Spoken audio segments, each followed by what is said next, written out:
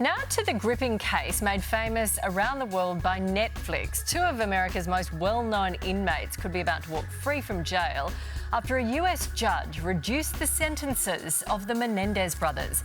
The pair have spent 35 years behind bars for the murder of their parents back in 1989. The court heard family members, prison officials and even the judge say how Eric and Lyle Menendez had, by most accounts, served their time and changed their lives for the better. And joining us now is former State Attorney Dave Arenberg, live in West Palm Beach in Florida. Good morning to you.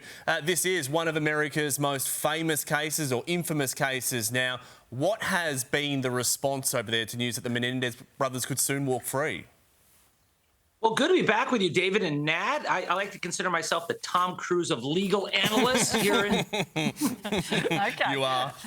Yeah. All right, thank you. All right, well, so it's not a big surprise because the courts have been telegraphing this for some time. The Menendez brothers were the subject of two documentaries on Netflix.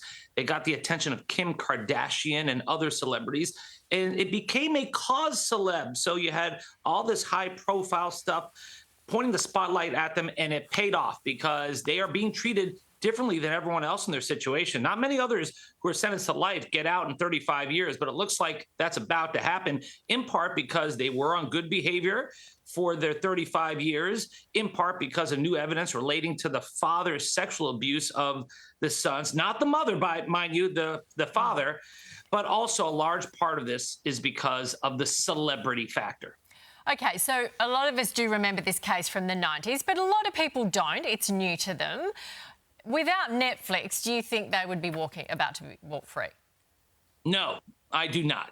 I don't think that without the celebrity part of it, they would be about to go free. Judges and lawyers and just the public, they pay attention to these things. And with all that political pressure going on, I think they were given special treatment that others don't get. And that's what the problem I have with it. Like, if you want to treat them like everyone else, I like that. If you want to give them special treatment, that's where it crosses the line, especially because they grew up with privilege. Yes, they may have been victimized by their father. On the other hand, they used a shotgun to viciously, brutally murder both their parents while their parents were sitting on the couch with their backs turned, watching TV and eating ice cream. And there was so much blood at the scene of this brutal murder that the cops thought it was a mafia hit. And then they lied and went on a spending spree. So I don't have a lot of sympathy for them. So, Dave, what will the parole board now be looking for when they assess this case?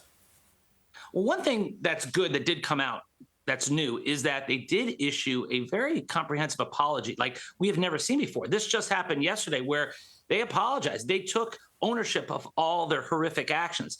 They dropped their whole abuse excuse, saying that if we didn't kill them, they would have killed us first. That was a lie.